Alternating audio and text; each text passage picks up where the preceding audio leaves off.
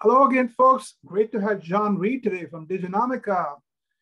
The burning platform today, topic today is analyst acronyms, buzzwords, and customer realities. John, why don't you brag about yourself for a minute or so, and then we'll jump into the topic. Nice to be here, Vinny. Feel like you and I have been sparring and having dialogue for a long time, so it's nice to be with you today. Co-founder Diginomica. I guess we've kind of figured out that our focus is on the realities of transformation efforts in the enterprise. And so we're trying to understand from a use case perspective, what's working and what's not for customers and how to get more successful projects across the finish line and all that good stuff. Sometimes that means living out of a suitcase during the pandemic. That's changed a lot. You and I were just talking about that, but wherever we have to go to get the stories is where we're going to go. And probably I'm hard to classify. So that can be frustrating to some people. I'm a blogger, I'm an analyst, I'm all of the above, whatever you want to throw at me, like trying to be sort of different. So we'll see. Well, John, you didn't use a single buzzword or an acronym. So we'll have to make up for it. Let's make up for it by looking at Gartner's recent symposium annual event. They had a slide that you and I were discussing by email. So why don't we jump into that? So John, let's talk about this slide that Gartner presented at their symposium recently, right? Looks good. A lot of great buzzwords. What was your reaction? I felt a little nausea, to be honest with you. I struggle a lot with this type of stuff. You know, the thing I like best that Gartner does is actually the hype cycle, where they actually look at the life cycle of sort of technology buzzwords and the trough of disillusionment and adoption and things like that. I think they should probably apply the hype cycle to this chart. But a lot of the words on this chart to me are things you have to go look up on Wikipedia, or a lot of them I actually don't think reflect what customers are actually going to be working on next year. They call it trends for 2022. I would call it more like intellectual curiosities for 2022. Though I do think there are a couple things on here that are actually sort of ready for prime time and in use. But I think a lot of this I view as somewhat aspirational. And I don't honestly think that this kind of thing is particularly helpful for customers, to be bluntly honest with you. So. Well, so John, I spent 5 years there, and the customers may not find it as useful as you say. Intellectual curiosity is a good way to look at it. But vendors certainly listen to this, and it becomes part of their lexicon, their buzzwords, and often their investments, right? So that's a little bit of a concern. So, when I saw it, I saw something like hyper automation, and I go, how many vendors that you and I deal with really cover automation, as in robotics, drones, augmented reality, right? Those are use cases that are live today. And yet, the issue with Gartner and a lot of the vendors is they focus on IT, and more people are looking for OT, operational technology, right? So very little of that came through on this chart. It's a next generation need that a lot of industries have. So let's jump into that a little bit more. Any other comments on this chart? I wouldn't get caught dead using these terms in front of real customers. That's all. But come on, you got to adopt these. You got to use these in your stories. Yeah. Having said that, I would enjoy like kind of joking around with customers about these terms, because actually they provoke very interesting conversations. I think these terms are excellent conversation starters. I don't think if I'm a CIO, I should have these on my list of things to be working on for this year for the most part. But what are you seeing in the marketplace? What would you, if you had presented on 2022, what would be your hot topics? Well, okay, so I think there's a couple of big ones. I think for the most part, we're moving beyond remote work adaptation. So now we're kind of looking at, well, how are we going to sort of succeed and thrive in what Diginomica sometimes calls the vaccine economy, but sort of a a transitional period where some things are back to normal, but we kind of retrench a little bit. I think some of the really big things that I think do really matter. I think one thing is sort of what I classify under sort of a customer success umbrella, which is getting a lot more out of the existing technology investments that we've already made, and making sure that those investments are adopted. And there's a lot of cool stuff happening in that area. I think it's not just hype, though there obviously is a lot of hype around customer success from the vendors. So I think that's one thing, is getting more out of what we already have. Another big thing is just kind of solving the automation versus talent conundrum. Many companies, especially manufacturers, but across the board, are struggling with whatever growth plans they want to achieve because of perceived talent and later labor shortages.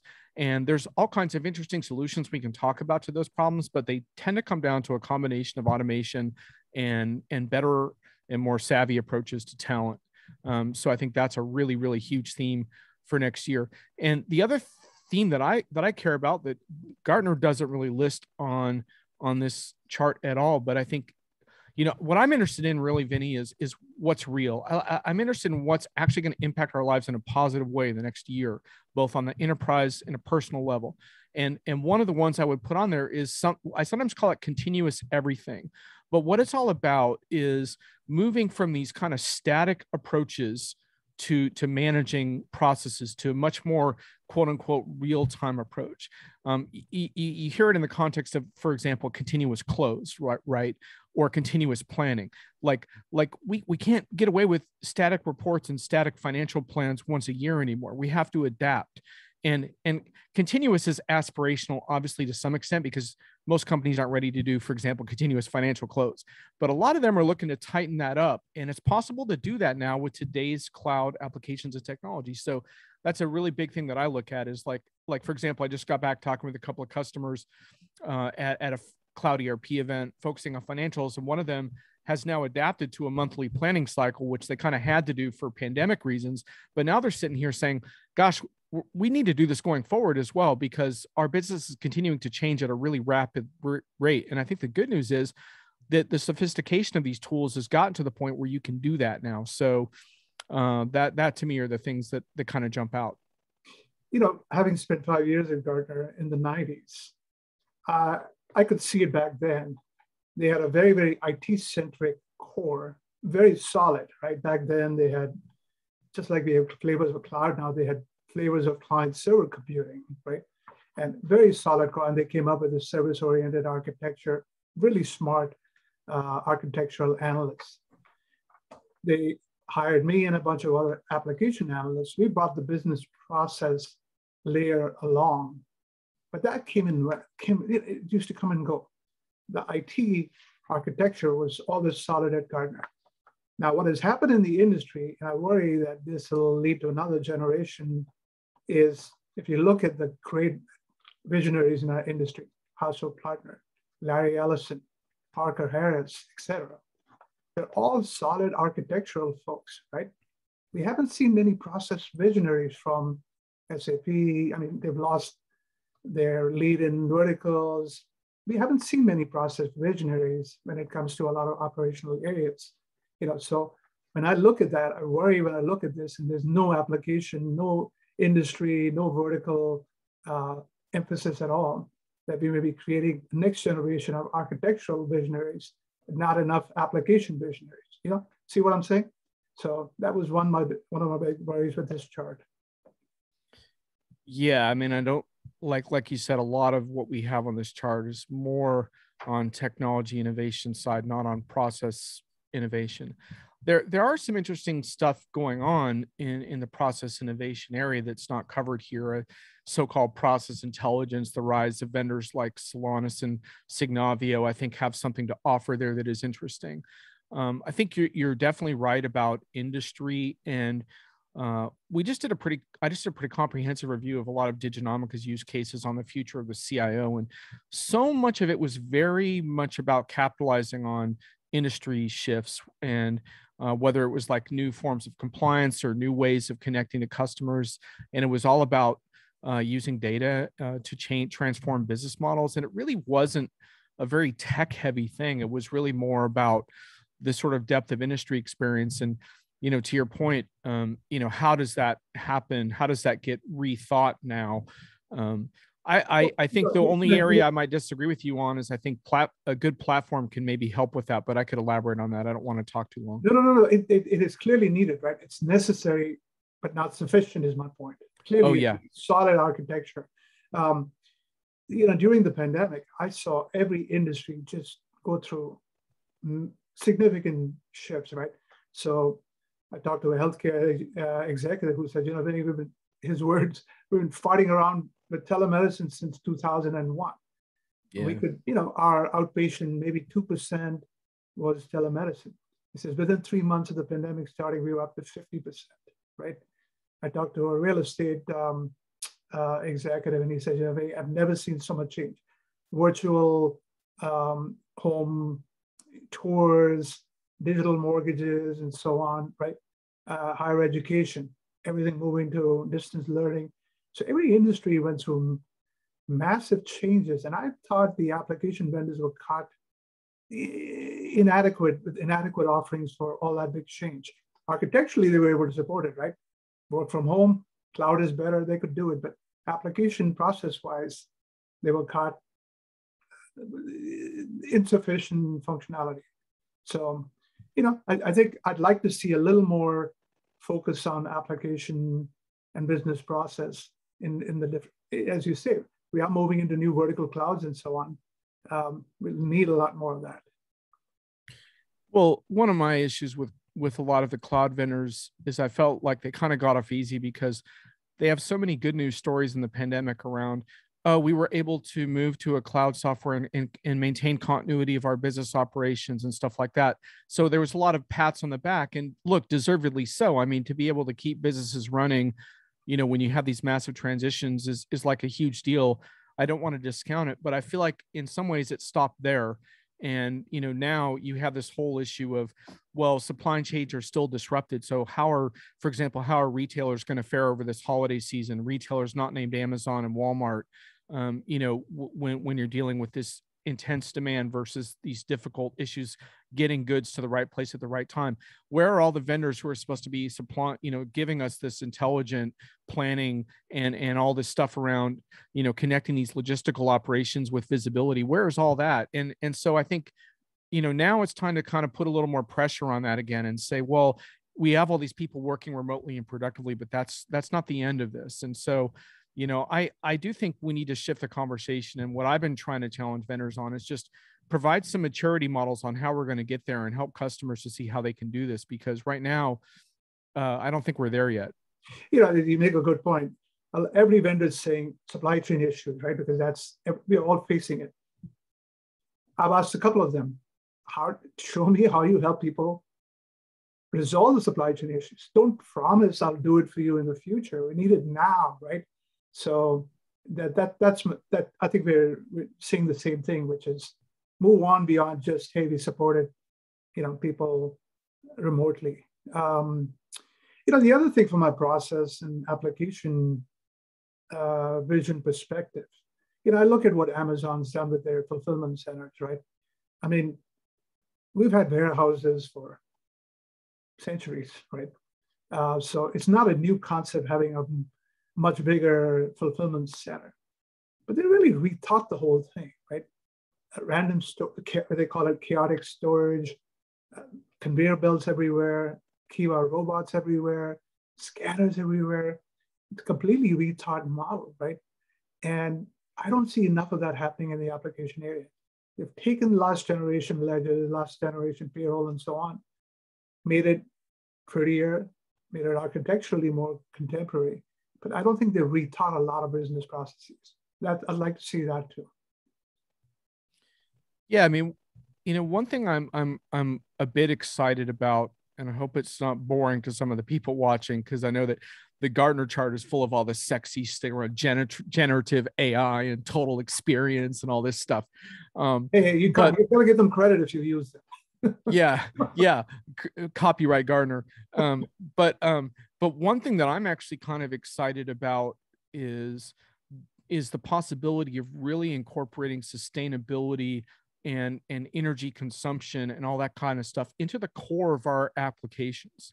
Because for so long now there's been lip service to these topics, and there's been these reports that come out once a year that are so tedious to read and wade through. But where are the operational panels that show me my options for whether I can run my plant at night on a discounted rate tonight? How much emissions am I going to be putting out into whatever country for this type of product? How can I reduce that? Where are my dashboards? Where's my functionality around all that stuff? So part of that is a problem, but part of that's an opportunity, and it's not going to, I don't think, happen immediately. But if you talk to vendors, whether it's SAP or IFS or any number of vendors, they're thinking about this stuff. And I think that's exciting because, to your point, now you're talking about changing some really core ways in which operational software has been working for so long, and saying, let's rethink this. Well, let's bring these things back into scope and not consider them externalities that we don't track. One of the other things, your colleague Phil Wainwright has been focused quite a bit on everything as a service, right? It's happening more and more in the industrial sector where product companies are saying, hey, we got to move to more service revenues, right? So there's a trend called servitization. And I think that's a threat to the software vendors that we know about, because more and more companies are including functionality as part of their service, right? So Amazon is another, I hate to use them again, but Amazon fulfillment, merchants don't need to do their own e-commerce. They don't need to have their own robotics. They don't need to have their own logistics. Amazon just gives it to them as part of their service, right? Some banks are starting to do that. So Treasury, for example, why do you need accounts payable and accounts receivable to do that? Hey, we'll just handle your complex treasury needs. So I worry a little bit that business models are evolving and the software vendors are still very focused on license revenue or subscription revenue, when in fact, customers are starting to offer it as part of their service. So, that again, it's early, but it could be a threat to the software industry. It could cannibalize the software industry. And, it's bothersome that some of the software vendors we know are still clinging on to 40-year license revenue. It's like, come on, guys, time to move on. But easier said than done. Yeah, absolutely. I think there's a lot of fear of Wall Street and quarterly earnings and the reliance on maintenance revenue to prop up, burgeoning cloud revenue streams that aren't really there yet and stuff. So it's a tough balance. But I'm with you. I think one of the things, I think there is an opportunity though, because these servitization models require a different type of accounting and there's different rules around subscription-based revenue. Some software vendors have gotten very aggressive about supporting those customers. But I do think this is a time, and this is where, why I kind of am critical of firms like Gartner. It's not that I don't think they have a place. They obviously do some very important things, but I want customers to really understand the range of viewpoints that are out there and the range of models that they can consider for transforming their operations, and to cast a wide net. Yes, have dialogue with your vendors of choice, but also look at new vendors that you haven't worked with before. Reach out and read independent reviews. Go to those independent review sites, see what's out there. To me, the biggest change that I could advocate for customers is just taking more ownership over all of that, and not putting as much trust in, oh, this is my Gartner report, this is my prime vendor, this is my preferred software vendor, because it's not that they're underperforming, but I think they need to be accountable to a broader landscape of choices. I think, I think it's already happened. Yep. Us analysts sometimes look at each other and don't necessarily know how customers make those decisions and what advice they get. I wrote a note about 10 years ago. I called it 1,000 points of influence, because in an evaluation, they may look at a Magic Quadrant, they may look at a Forrester Wave, they may look at your reports, they may listen to what I've said or whatever. But they usually have an advisory firm helping them, maybe a negotiation firm helping them, a systems integrator is influencing. There's a lot of different touch points that are beyond the analyst and influential community that you and I live in. So I think that's already been happening. Oh, I think it has. I mean, in general, I would say the buyer is much more informed and networked than they were 20 years ago, for example. But I do still run into a lot of customers that I would describe as sort of heads down. In other words, much more focused on their core projects and obviously the challenges of their family obligations and everything they're going through right now, which is understandable. But I'm always pushing them to say, connect to your peers, connect to influencers, connect to people who can jolt your thinking a little bit, because success is a discipline around these projects, and it does require commitment. But the good news is there's so much information out there now, that if you can figure out how to partake in it, you can think more critically. And that's the reason for making fun of these buzzwords, by the way. Is not to cast aspersions at the efforts Gartner's put in, but to problematize these concepts so we can kind of think about, well, okay, well, what do we really mean by generative AI? How far along are we with AI right now in terms of customer realities and what can help them, and kind of help everyone to understand, like, some of the stuff's aspirational, some of it's science fiction, and some of it can help me today. And those are really important discussions.